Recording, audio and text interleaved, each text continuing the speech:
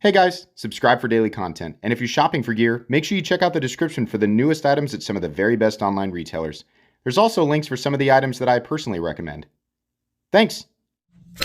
What's going on YouTube? Metal Complex here, and today I'm going to be sharing with you guys 10 knives from my own personal collection that you can actually buy. I'm going to be linking all of these right down in the description so that you guys can check them out. These knives are all available as of the time of this recording, so you should be able to use those links to grab them for yourselves. Thanks so much to my patrons for supporting me, and please make sure to follow me on Instagram at metal_complex. One of the most common things that is said in the comment section about my own personal collection is, wow, great, Metal Complex, but we can't get those knives. You collect stuff that is really, really hard to get or is, just extremely rare in general.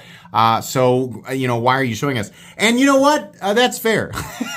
I have a whole bunch of stuff that I love that is absolutely readily available. And I'm going to share those knives with you today. We're going to be moving very quickly. If you want more information, you can type in the name of the knife and Metal Complex in the YouTube search bar, and you should be able to find my full review on each of these individual knives. First up, we have, of course, the WE Vision R. And I'm sure some of you are thinking, the last time I checked, that was sold out. They're actually available right now. This is this is not one to miss. If you have an opportunity to get this knife with the Super Lock, yeah, absolutely. This is such a fantastic knife. I cannot believe that, I was shocked that these were actually in stock. I'm really happy that WE is still making them. Titanium CPM 20CV, but that Super Lock, as he calls it, is just wonderful. It's very strong, absolutely, but very easy and very convenient to manipulate. I get this thing out sometimes literally just to flip it around. It's really cool. Moving on here, one that is USA made and definitely on the more expensive side, but I had a lot of people ask about this when I did that chunky knife short, and that's the Medford 187. Currently, this is the only Medford knife I think is worth buying. You're welcome to disagree with me, but the Medford 187 is a big, chunky, sort of aggressive knife that actually has a usable grind, actually has decent ergonomics, and, these newer ones are actually super, super easy to manipulate. Right now, I think DLT Trading has a bunch of them in S35VN. I think they come in both drop point and drop point Tanto, which is what this is. That'll be DP or DPT. After the 187. The 187 stands for the stock thickness of both of the titanium scales and the blade stock. These run on phosphor bronze and are, as big and as thick as they are, they actually work really well for outdoor continuous use. I have carried this one a few times and used it, and I gotta say, I enjoy it, right? Especially with the new high polished tumbled finish that he's applying to some of these. Yeah. They also come with over travel stops in the lock bar now. There's just a lot of upgrades over what they used to be, and they are priced way lower than everything else from Medford. I think these are in the 500s, which is absolutely still expensive. I'm not saying it's not, but if you're looking, for in the truly American-made knife market and you like some of this overbuilt stuff, the 187 is the best priced thing out there. Moving on here, of course, we have the Tactile Turn Rockwall. I love this knife. These newer ones are in MagnaCut, and this one gets used quite a bit. This one apparently is heat treated to the lower side, but it's still doing just fine. Very easy to manipulate. Really, really like that textured titanium. Another nice thing about this is that these are also made in the United States. I think they also make them in 20CV as well.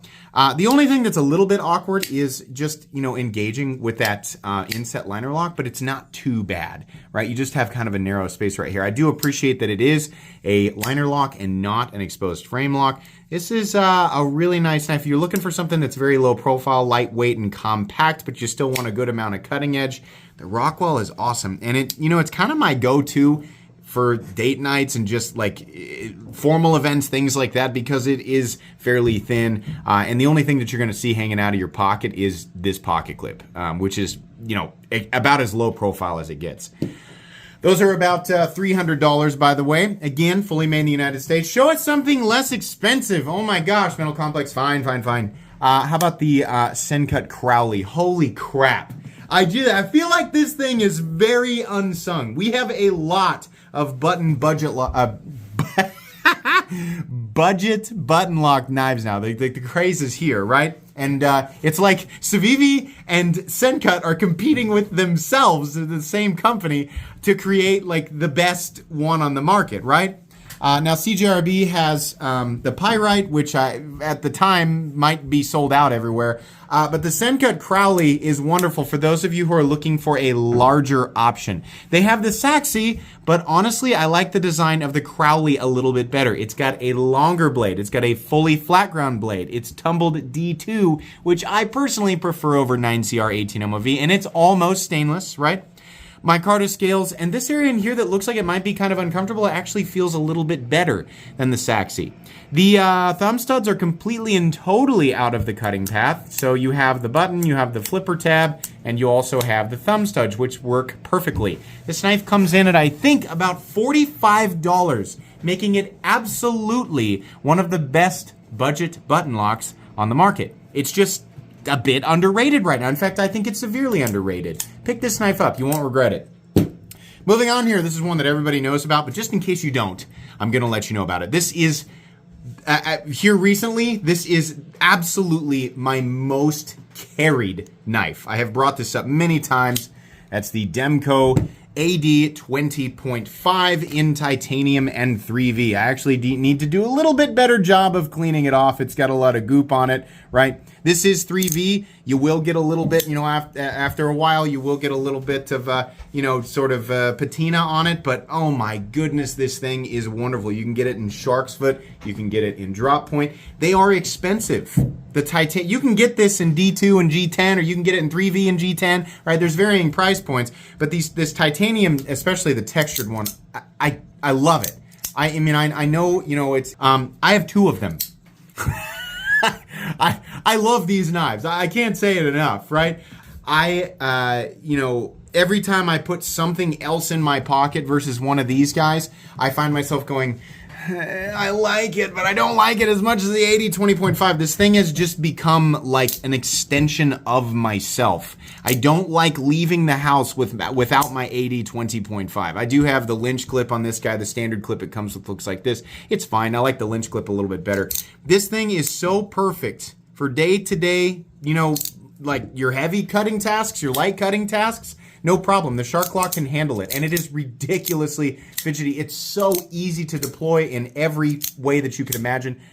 This thing is awesome. It's got a high price tag, but once you've got it, you're good to go. I mean, truthfully, this is a one and done knife, right? If you're like, I'm gonna spend some money, I'm just gonna do it once. If you're just gonna do it once, do it with this. You're not gonna need another knife, right? You're gonna need to take care of it. You're gonna need to, oil it and add some, corrosion protection because of the 3V steel. I'm hoping they do these in MagnaCut at some point. But oh my gosh, this thing is wonderful. This thing has single-handedly made my life substantially easier. I love the AD 20.5. Moving on here, my most recent knife from my wife. She gives me a knife every year for our anniversary. And this year she picked the classic, it's locked, ProTech TR3, which I very much love. And I say this every time I get this knife out. I cannot believe I did not have this thing in my collection.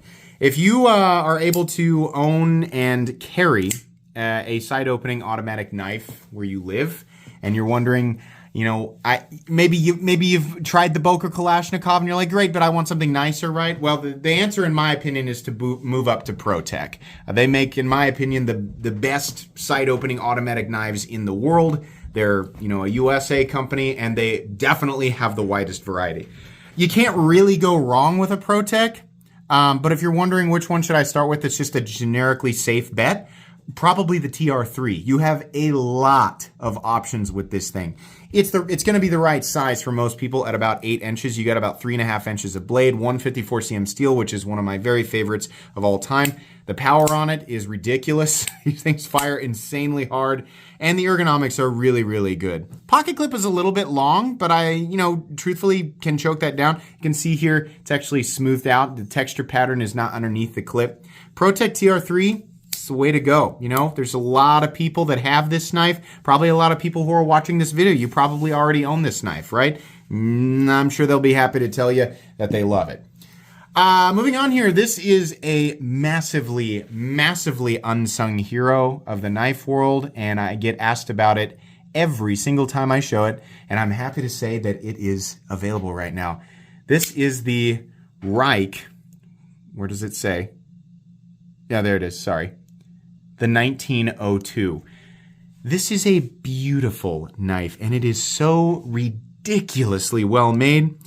I think this thing comes in right around the $200 price point. We have a beautifully done, high polished, anodized, milled titanium pocket clip with the ceramic ball. We have the lipped screws that have also been anodized. Beautiful finish on the titanium, beautiful milling, beautiful polish on the backspacer. We have what looks like I vapor blasted. I'm not sure if it's actually vapor blasted or if it's just a really light tumbling. But we have a beautifully finished M390 blade. Look at that. So nice.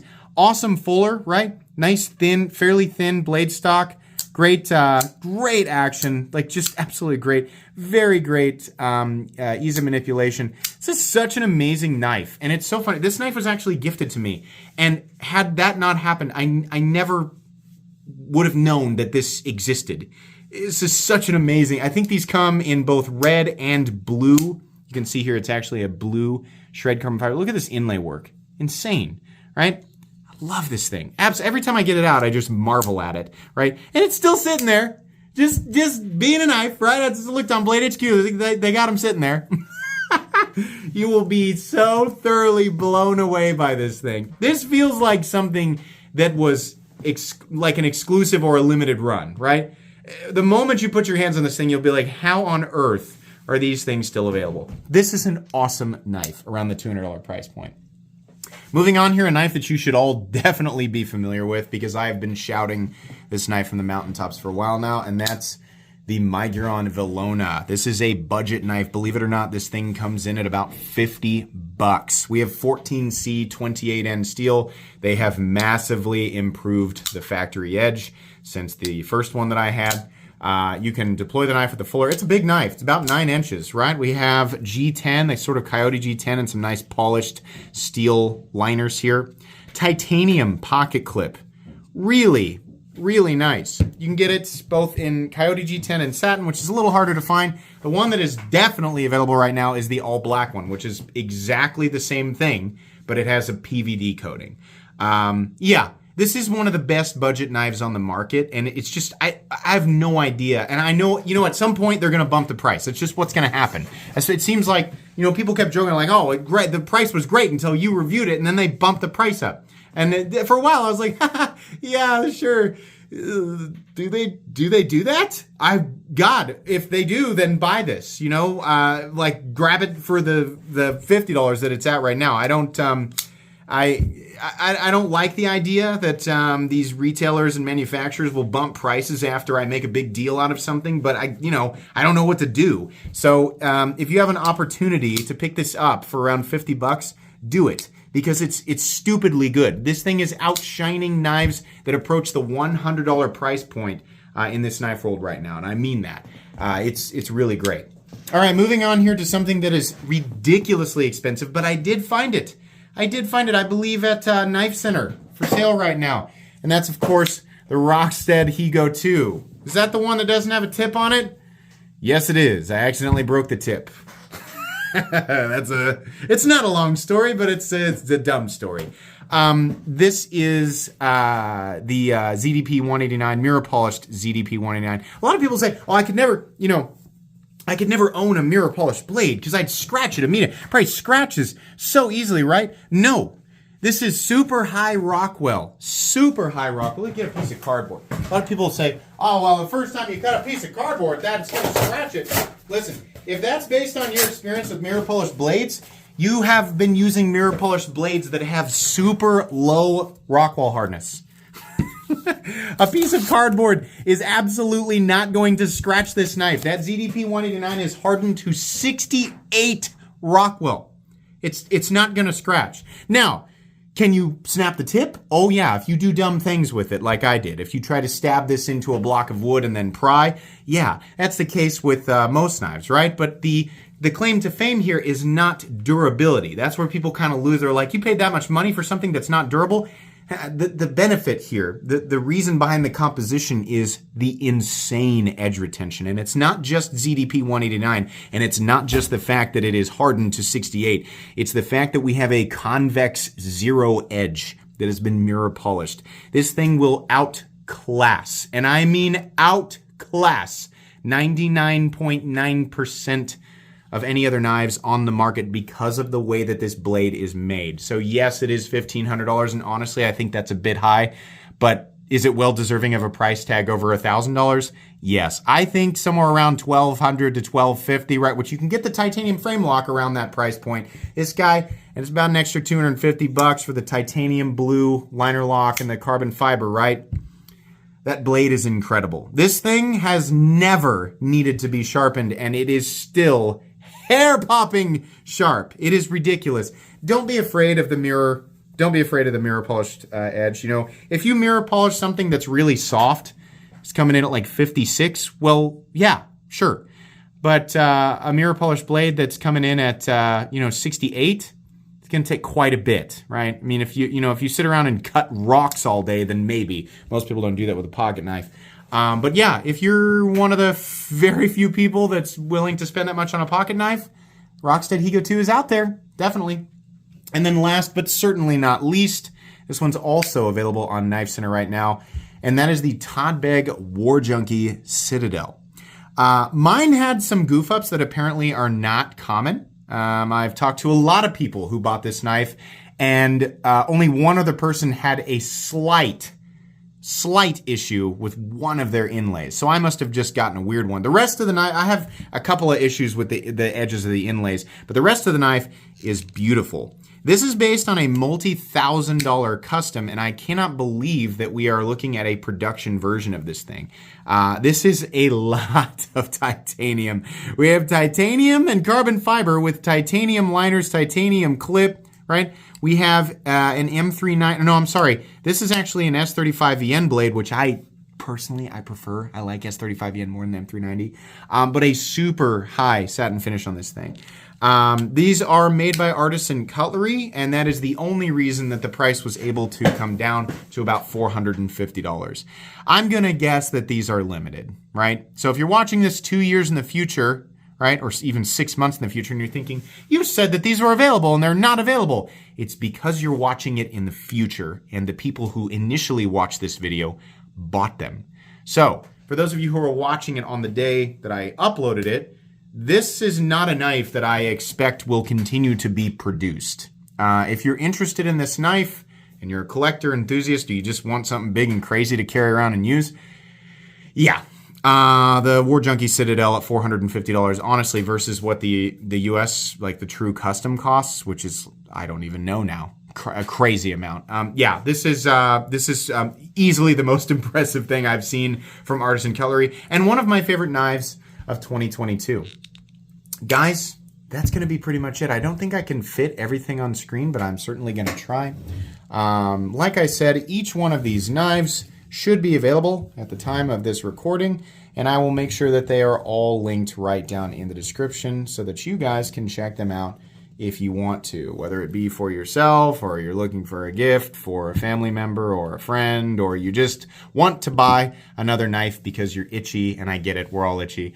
There you go. That's going to be pretty much it today, guys. Hope you enjoyed. Please make sure to follow me on Instagram at metal_complex. If you enjoyed this video, leave a like. If you'd like to check out my other content, I do, of course, have lots of videos of knives that are either expensive or inexpensive that I do or don't like, so check those out. And if you enjoy all my content, go ahead and click on that Metal Complex logo right there and subscribe, because there's definitely more coming. Thanks again for watching, everybody, and have a great day.